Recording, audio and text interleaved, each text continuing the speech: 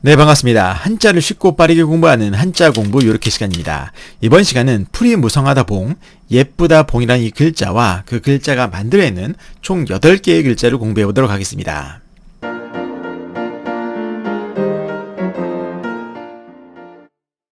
네, 풀이 무성하다 봉 또는 예쁘다 봉이라는 글자와 그 글자가 만들어내는 총 8개의 글자를 공부하고 있는데요. 자, 이번 시간에 공부할 글자들의 모양을 먼저 보도록 하겠습니다. 자, 이 글자들이 바로 이번 시간에 공부할 글자들인데 그 글자들의 모양을 쭉 보세요. 쭉 보시면 이번 시간에 핵심이 되는 풀이 무성하다 봉 또는 예쁘다 봉이라는 글자의 모양이 나머지 글자들 안에서도 잘 보이시죠? 자, 그럼 이번 시간에 핵심이 되는 이 풀이 무성하다 봉이라는 글자를 먼저 공부하고 나머지 글자들 살펴보도록 하겠습니다. 자, 이 풀이 무성하다 봉 또는 예쁘다 봉이라는 이 글자는 재밌게도 상형의 원리로 만들어진 글자입니다. 상형의 원리라는 것은 어떤 대상의 모양을 본떴기 때문에 이 글자의 모양을 보시면 대상이 됐었던 그 사물이 떠오르십니까? 잘 모르시겠죠? 자, 그러면 이해를 듣기 위해서 이 글자의 서체 변화를 보도록 하겠습니다. 자, 이것이 바로 풀이 무성하다 봉이라는 글자의 서체 변화인데 가장 왼쪽에 초기 모양을 보세요. 초기 모양을 보시면 이게 어떤 모양이라는 것을 좀 감이 잡히십니까? 자, 그것도 잘 모르시겠죠? 설명을 드리면 이게 무슨 어떤 모양이냐? 저것은 바로 새싹이 지면을 뚫고 올라와서 싹을 틔운 그런 모양이에요. 그런데 새싹 하나만 있는 것이 아니라 여러 개의 새싹을 하나로 겹쳐놓은 모양입니다. 그렇기 때문에 이 글자의 뜻이 풀이 무성하다의 뜻이 있는 거예요. 아시겠죠? 자, 그래서 풀이 무성하다 봉이라는 글자는 본래 이렇게 초기의 모양처럼 이렇게 생겼는데 시대가 지남에 따라서 지금의 서체처럼 간단하게 표기를 하게 됐다라고 보시면 되겠어요. 그래서 이 풀이 무성하다 봉이라는 글자는 부수 글자 중에서 쌍나다 철이라는 글자, 바로 요 글자인데 이렇게 생긴 글자가 있는데요. 이것을 겹쳐놓은 모양이라고도 하기도 합니다.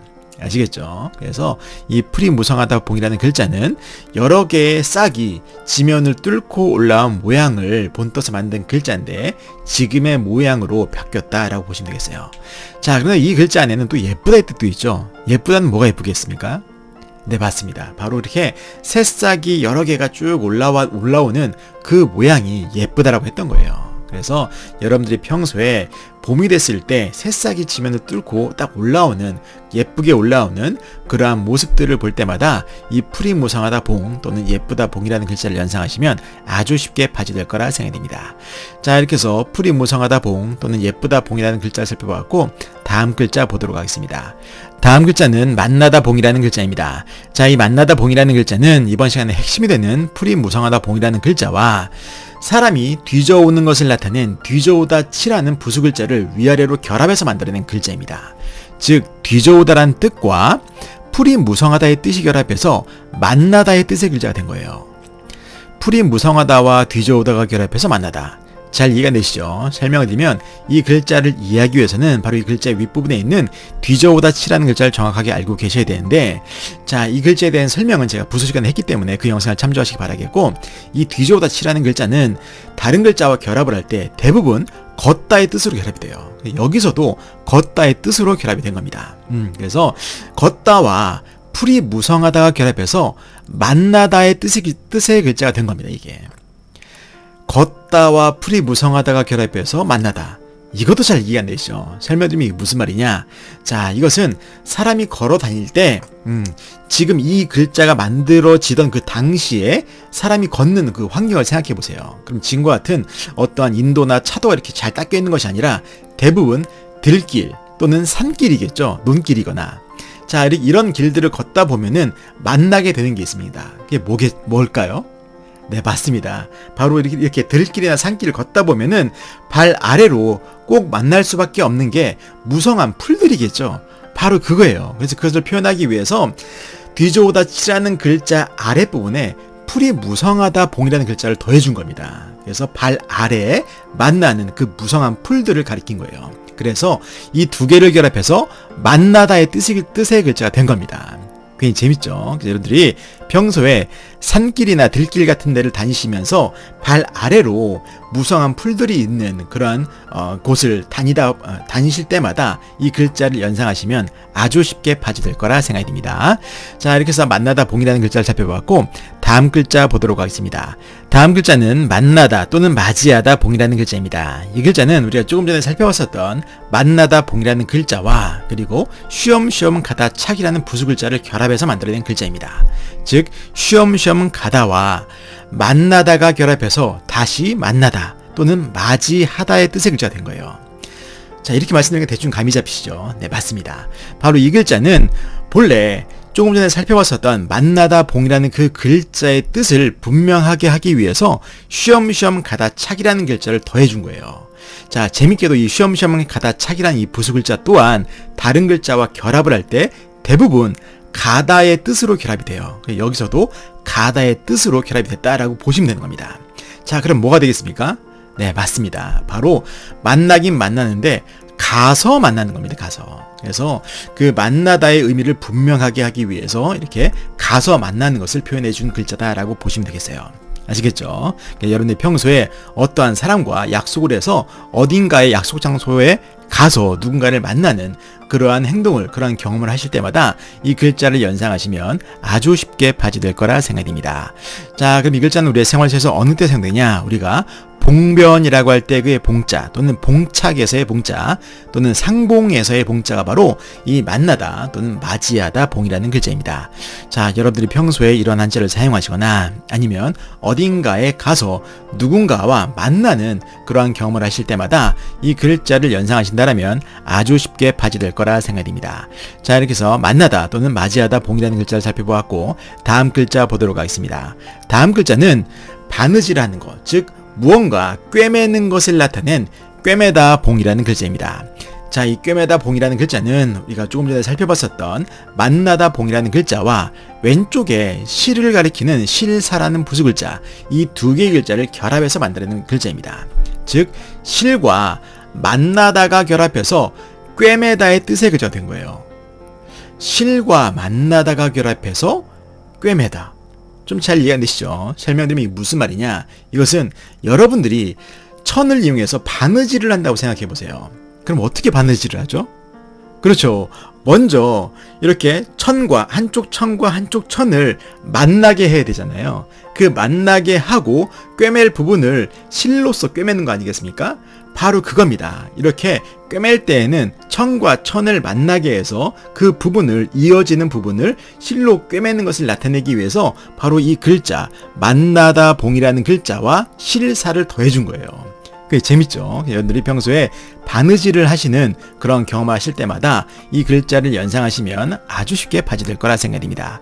자, 그럼 이 글자는 우리의 생활에서 어느 때 사용되냐? 우리가 봉제라고 할 때 그 봉자 또는 봉합에서의 봉자, 재봉에서의 봉자가 바로 이 꿰매다 봉이라는 글자입니다. 자, 여러분들이 평소에 이러한 한자를 사용하시거나 아니면 무언가 꿰맬 때 그 대상이 된, 꿰매는 대상이 되는 두 개의 그 물체를 딱 만나게 하고 그 만난 만난 부분을 실로 꿰매는 그런 경험을 하시면 때마다 이 글자를 연상하시면 아주 쉽게 파지될 거라 생각합니다. 자, 이렇게 해서 꿰매다 봉이라는 글자를 살펴보았고 다음 글자 보도록 하겠습니다. 다음 글자는 봉우리 봉이라는 글자입니다. 자, 이 봉우리 봉에서의 봉우리는 산봉우리를 말합니다. 그래서 산봉우리를 나타내는 글자인데 이 글자는 우리가 조금 전에 살펴봤었던 만나다 봉이라는 글자와 그리고 산을 가리키는 외산, 이 두 개의 글자를 결합해서 만들어낸 글자예요. 즉 산이란 뜻과 만나다가 결합해서 봉우리라는 뜻의 글자가 된 겁니다. 자, 그런데 재밌게도 이 봉우리 봉이라는 글자의 모양이 두 가지 형태가 있어요. 하나는 이 외산이라는 글자와 만나다 봉이라는 글자를 위아래로 결합한 형태가 있고 또 하나는 좌우로 결합한 형태가 있습니다. 이건 단순하게 위치에 따라 다른 것 뿐이지 이 글자의 뜻과 음은 똑같습니다. 그래서 함께 공부하겠습니다. 자, 그래서 이 봉우리 봉이라는 글자는 만나다의 뜻과 산이라는 뜻이 결합해서 봉우리라는 뜻의 글자가 된 거예요. 만나다와 산이 결합해서 봉우리다. 이렇게 말씀드리니까 대충 감이 잡히시죠? 네, 맞습니다. 자, 이것은 바로 여러분 산을 한번 생각을 해보세요. 산은 이쪽 면과 반대쪽 면이 있죠. 그래서 이 두 개의 면이 만나는 요 꼭지점 부분, 요것을 가리켜서 봉우리라고 하지 않습니까? 바로 그거예요. 그래서 한쪽 능선과 다른 반대쪽 능선이 만나는 그 부분이 봉우리다라고 해서 이 봉우리 봉이라는 글자를 만들게 됐다라고 여러분들이 생각하시면 되겠습니다. 자, 여러분들이 평소에 등산을 하시면서 봉우리에 오르실 때마다 이 글자를 연상하시면 아주 쉽게 파지될 거라 생각됩니다. 자, 이렇게 해서 봉우리 봉이라는 글자를 살펴보았고 다음 글자 보도록 하겠습니다. 다음 글자는 봉화봉이라는 글자입니다. 이 봉화봉이라는 글자는 우리가 조금 전에 바로 직전에 살펴봤었던 봉우리 봉이라는 글자와 왼쪽에 불을 가리키는 불화, 이 두 개의 글자를 결합해서 만들어낸 글자예요. 자, 그런데 이 글자의 모양을 보시면 봉우리 봉에서의 그 뇌산자가 안 보이죠? 이것은 바로 이 뇌산자를 획 줄임한 것 뿐입니다.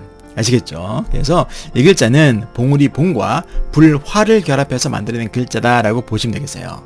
자, 그래서 이 글자는 뭘 말하는 거냐? 이것은 불을 산봉우리에 피워서 통신수단으로 사용했던 게 바로 봉화란 뜻입니다. 아시겠죠? 그래서 여러분들이 평소에 이렇게 유적지 같은 데를 가서 봉화, 봉수대 같은 데를 보실 때마다 이 글자를 연상하시면 아주 쉽게 파지될 거라 생각됩니다. 자, 그럼 이 글자는 우리의 생활에서 어느 때 사용되냐? 우리가 봉화라고 할 때 그 봉자 또는 봉수대에서의 봉자가 바로 이 봉화봉이라는 글자입니다. 자, 여러분들이 평소에 이러한 한자를 사용하시거나 아니면 유적지 같은 데에서 그런 봉수대의 모습을 보실 때마다 이 글자를 연상하시면 쉽게 파지될 거라 생각됩니다. 자, 이렇게 해서 봉화봉이라는 글자를 살펴보았고 다음 글자 보도록 하겠습니다. 다음 글자는 칼끝을 나타내는 칼끝봉이라는 글자입니다.